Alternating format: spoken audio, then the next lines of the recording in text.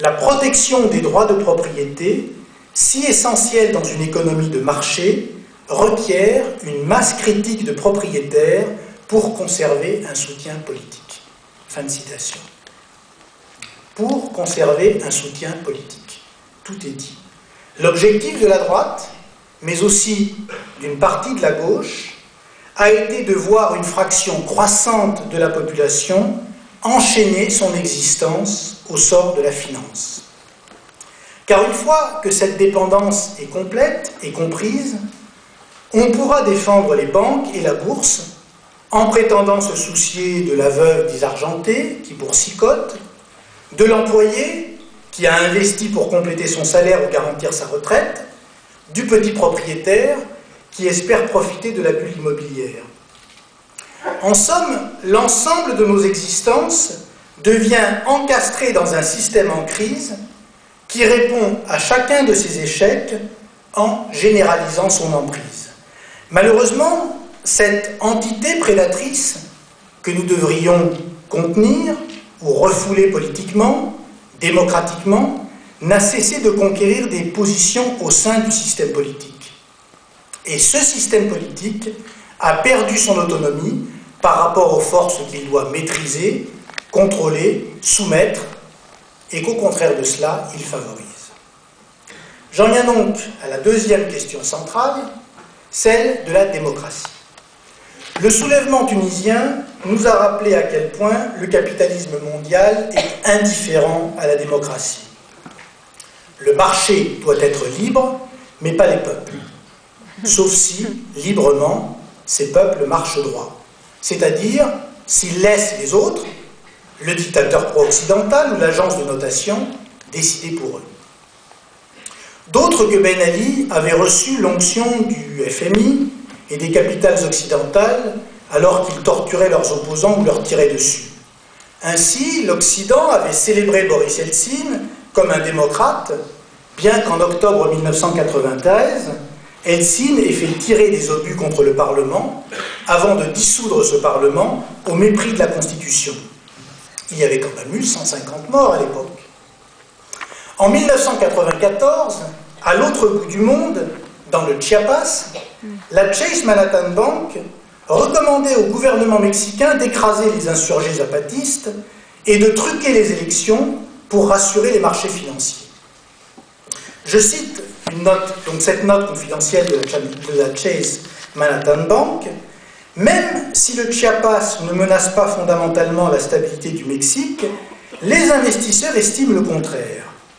Le gouvernement devra donc éliminer les zapatistes afin de démontrer qu'il contrôle effectivement le territoire national. Puis, évoquant les élections que le parti au pouvoir risquait de perdre, les experts de la banque de Rockefeller suggéraient ceci, je cite à nouveau, « Le gouvernement devra s'interroger sérieusement pour savoir s'il doit ou non autoriser la victoire de l'opposition au cas où ce serait le résultat des urnes. » Fin de citation. Un cas extrême, objectera-t-on, oui, ailleurs on fait les choses autrement. Première option, en Amérique par exemple, on vend ou on loue le pouvoir politique au pouvoir financier. Comment a été prise aux États-Unis la décision de décloisonner banques de dépôt et banques d'affaires, décision qui a entraîné la contamination à l'ensemble de l'économie mondiale, des folies financières de Goldman Sachs, de Citigroup, de la Bank of America, etc. L'histoire est assez éclairante. Au printemps 1996, au terme d'un premier mandat très médiocre, le président Clinton prépare sa campagne de réélection. Il lui faut de l'argent, beaucoup d'argent. Pour s'en procurer, il a l'idée d'offrir aux plus généreux donateurs de son parti de passer une nuit à la Maison-Blanche, par exemple dans la chambre de Lincoln. Pour ceux qui ont d'autres fantasmes ou qui trouvent ça trop cher, d'autres faveurs ont été mises aux enchères, dont celle de prendre un café à la Maison-Blanche avec le président des États-Unis. Vous pourrez vérifier, il y a les tarifs de chacune de ces agapes, la chambre de Lincoln, le café avec le président, tout ça a été rendu public à l'époque. Donc vous pouvez prendre un café à la Maison-Blanche avec le président des États-Unis. Et lorsque vous le faites, les potentiels bailleurs de fonds du Parti démocrate rencontrent par fournée des membres de l'exécutif chargés de réguler leur activité. Le porte-parole du président Clinton, à l'époque, explique qu'il s'agit, je cite, de permettre aux membres des agences de réglementation de mieux connaître les questions de l'industrie en cause. Il est évident que si vous êtes SDF, il n'y a pas d'industrie en cause et vous avez moins de chances de rencontrer le président des États-Unis pour un café et moins encore de passer une nuit dans la chambre de Lincoln. L'un de ces cafés de travail pourrait avoir coûté quelques milliers de milliards de dollars à l'économie mondiale et provoqué la perte de dizaines de millions d'emplois. Car le 13 mai 1996, quelques-uns des principaux banquiers des États-Unis sont reçus pendant 90 minutes à la Maison-Blanche par les membres de l'administration. Aux côtés du président des États-Unis, le ministre des Finances, Robert Rubin, le responsable de la réglementation des banques et le trésorier du Parti démocrate. D'après un porte-parole de l'administration, ce jour-là, je cite, « Les banquiers ont discuté de la législation à venir, y compris des idées qui permettraient de briser la barrière séparant les banques des autres institutions financières. » De quoi s'agissait-il? En 1996, une loi votée en 1933, la loi Glass-Steagall, interdisait aux banques de dépôt d'utiliser l'argent de leurs clients pour spéculer sur les divers produits financiers. Les banques devaient se contenter de prêter à leurs clients et aux entreprises. C'était relativement facile et sans danger. On parlait même de la règle du 3-6-3. Pourquoi 3-6-3? Parce que vous empruntiez à 3%, vous prêtiez à 6% et vous partiez jouer au golf à 3 heures de l'après-midi. En 1996, les banquiers américains en avaient assez de cette règle, ou ils en avaient assez du golf.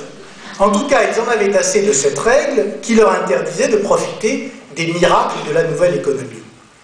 Le café de travail que j'évoquais avait précisément pour objet de leur permettre de faire part de leur impatience au moment où Clinton se souciait d'obtenir que les banques financent sa réélection.